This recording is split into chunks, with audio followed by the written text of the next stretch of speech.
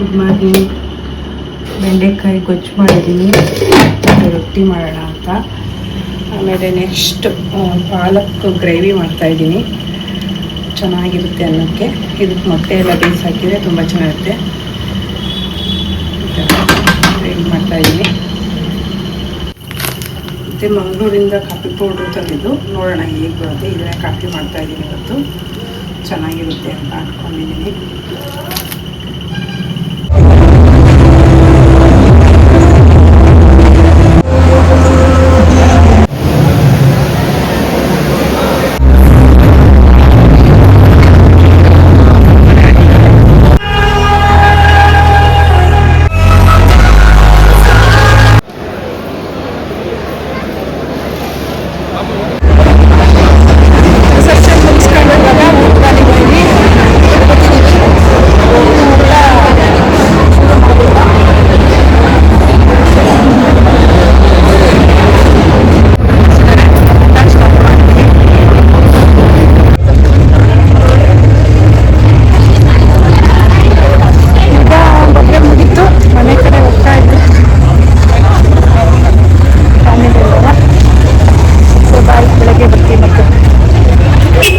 Good morning ಎಲ್ಲ. ಇವಾಗ ಮದುವೆಗೆ ಹೊರಟಿದ್ವಿ.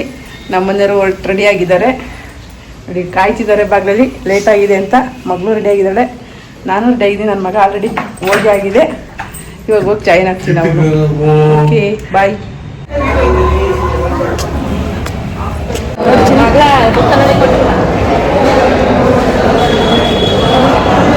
ಓಕೆನಾ?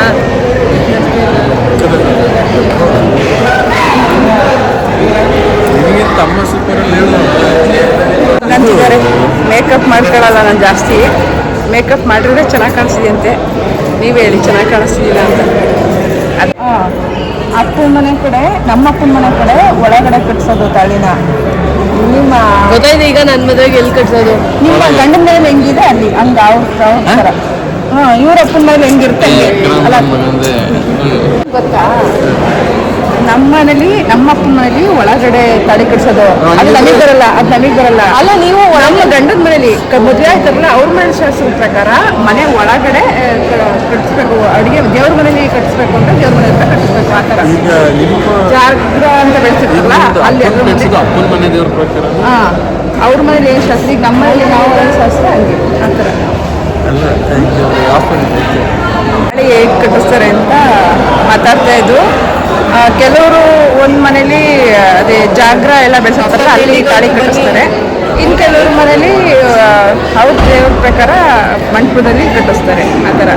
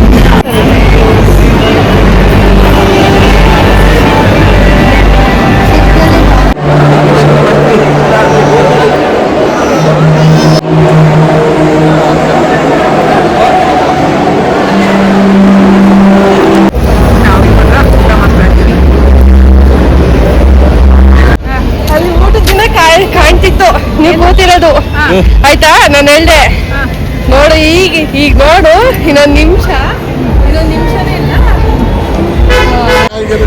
ವಿಡಿಯೋನೇ ಏನಾಗಿಲ್ಲ. ಹೋಗಿ ನಾನು ಮತ್ತೆ ಹೇಳಲ್ಲ. ಸರಿ, ಫೋಟೋ ತಕ್ಕೊಳ್ಳಿ ಬನ್ನಿ. 4 ಜನ ಫೋಟೋ ಅಂತಿದ್ರಲ್ಲ.